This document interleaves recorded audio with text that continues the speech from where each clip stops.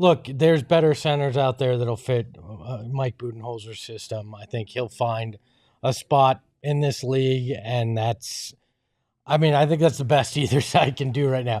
You'll find an okay center here. He'll find an okay spot for him. Everybody says, you know what? It was 1 year that we'd both like to forget.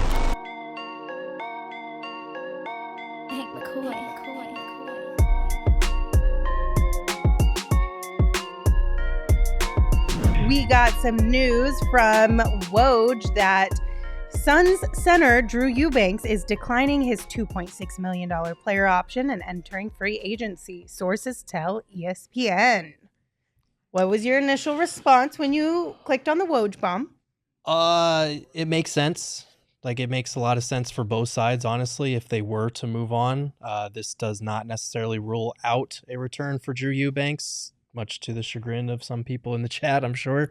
Dwayne Rankin did report that sources are telling him this does not definitively rule out Eubanks coming back, as Bobby Marks explained when he was on the show with us a few weeks back.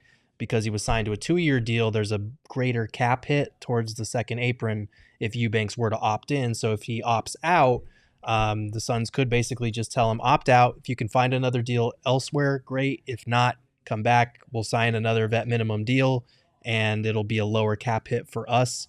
So that could be in play here. But I do think the Suns need to try to upgrade their center rotation moving forward. Yeah, this was more of a Woj firecracker than a Woj bomb to me. Fair. I think we all kind of expected it. Yeah.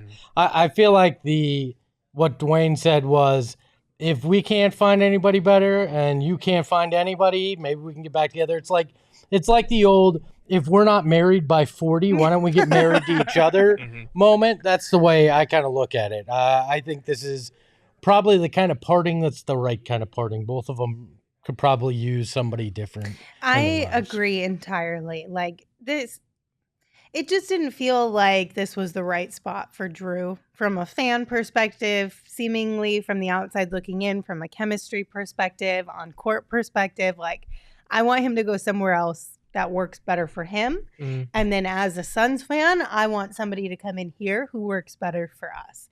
So I think this was one of those breakups that was mutually beneficial to both sides. Yeah, I hope he's able to find a deal elsewhere, because it did, like, I'm not going to pretend like he was good for the Suns this season. He finished well around the rim, but a lot of his looks were pretty much served up to him by the Suns playmakers.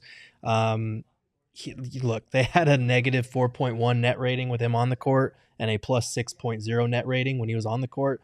That's a swing of 10 points per 100 possessions when he's on or off the court. And in the playoffs, it was a negative 21.3 net rating whenever Eubanks was on the court, which was only for 37 minutes because it was that bad. So, like, I get why Suns fans were down on him. I was pretty disappointed. I thought coming in, based on what he showed in Portland, he would be this fan favorite hustle guy that would dunk on people, that would block a ton of shots. It just never materialized here. He didn't catch a body that I remember. He caught some bodies. One or two. Was it earlier? He caught a couple bodies, but it wasn't not enough for not as much to as we were expecting, for outweigh, sure. Yeah, it was. Look, there's better centers out there that'll fit Mike Budenholzer's system. I think he'll find a spot in this league, and I think that's the best either side can do right now. You'll find an okay center here. He'll find an okay spot for him. Everybody says, you know what? It was 1 year that we'd both like to forget.